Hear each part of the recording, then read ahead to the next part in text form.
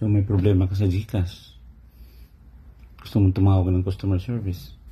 Eh siyempre, hanapin mo yung contact us button sa app. Hanapin natin. Parang tinago pa yata ni GCash. Ayun. So, pag-click natin, bigyan tayo ng number to call. 2882 daw for Globe at TM. Toll free.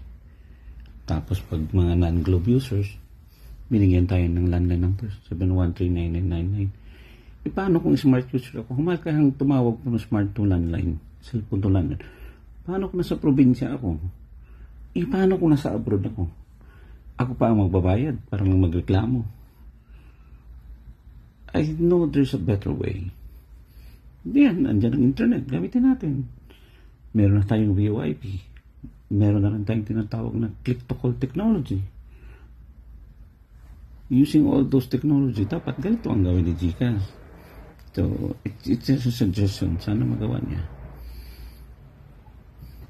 So, instead of numbers sa contact us button, lagyan lang natin ng call button using VoIP, using click-to-call. Pag pindot mo, then the call will be connected directly sa kanilang customer service. Uli, tapos ang problema. O, di ba?